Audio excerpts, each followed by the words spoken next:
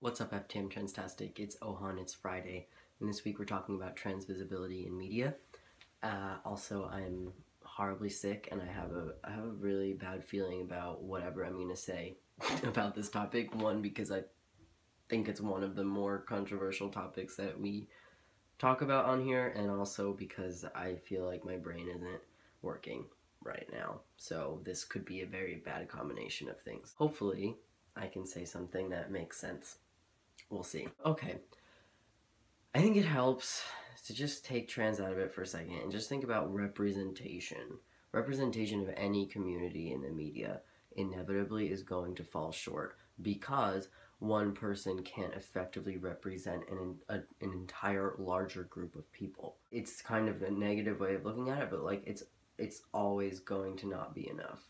Maybe that's not true, but that's kind of how I feel about it. With that said, the goal is to have leaders in the community who, even if they don't represent an entire community, they're self-aware enough to know that they don't, and to know that other people have different experiences and other people experience this identity in a different way. What am I saying?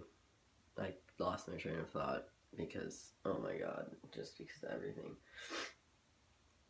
You know when you have a stuffy nose and you're like, maybe I'll never be able to breathe again in my entire life. That's what it feels like right now. So that's just my thoughts about representation in general, right? And now with trans representation, it's such a dangerous thing, really, because by highlighting one person's story, then you can erase somebody else's, and that's what I would like to avoid in kind of media outlets putting things out there about trans people, which are generally what everybody has been saying, that trans people are white, that trans people are straight, that trans people pass all the time, that trans people knew since they were 2, that, you know, all these stereotypes about the community. And with things like, oh, I knew since I was 2 narrative, like Emil was saying, it's like there's a reason why these stereotypes have formed. It's like because the majority of people experience this thing, or enough people have experienced this thing where it's taken on a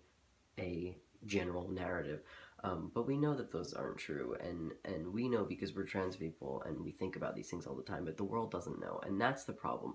That's what scares me, is because like I can look at Caitlyn Jenner's show, or I can look at something, I can read an article, and I can think about it critically and say like, well, that's not how I felt, I don't agree, blah blah blah blah blah, and I'm going to think critically about it because I have a different experience to compare.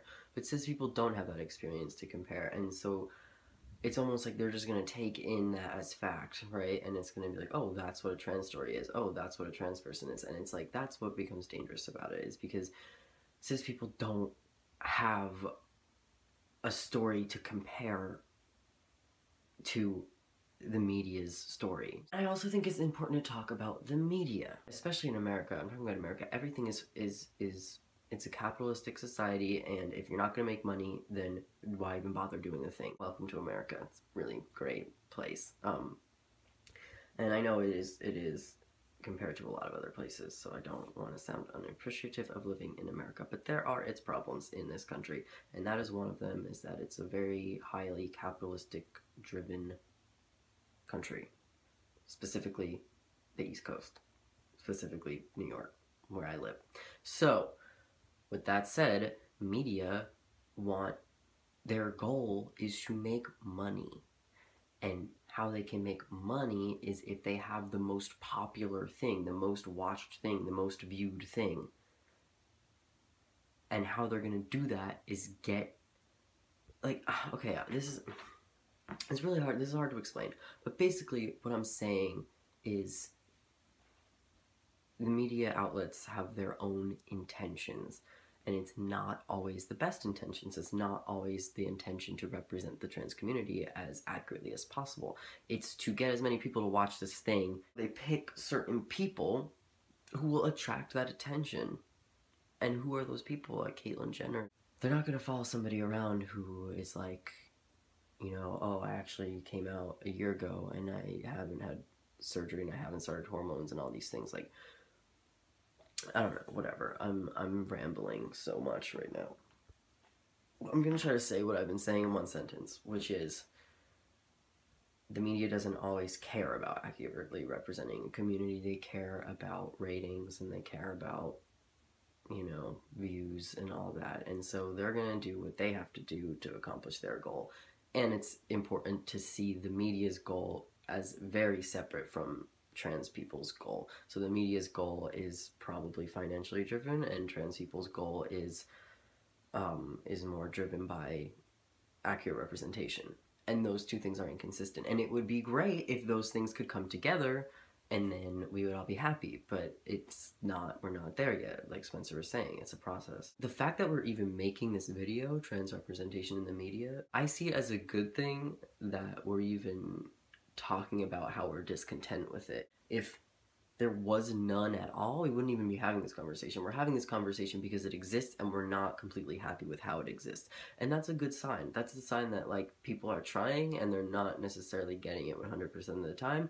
And by people continuing to talk about it, it's going to change. I do believe it's going to change. And I do believe that people will start kind of coming out of the woodwork and appearing in shows. Shows just need to incorporate more trans characters because they just need to incorporate more human diversity. And second of all, trans people can play cis characters. It's the same thing about sexuality. It's like you're cis unless proven otherwise, or you're straight unless proven otherwise. We can't make those assumptions. It's not a good thing to make those assumptions. It's not safe, it's not fair, it's none of those things. And so, let's say there's just some dude on a show and a trans guy is playing this dude. Who cares? Like, you know what I'm saying? Like, what? Okay, sounds good to me. Like, whatever. It just needs to be normalized, like Emmy was saying. Anyway, this was a fun week, besides me being sick. It was my birthday last Sunday, March 20th, and it was also Persian New Year, so happy Nowruz to everybody who celebrates. And I will see you next week. Okay, bye.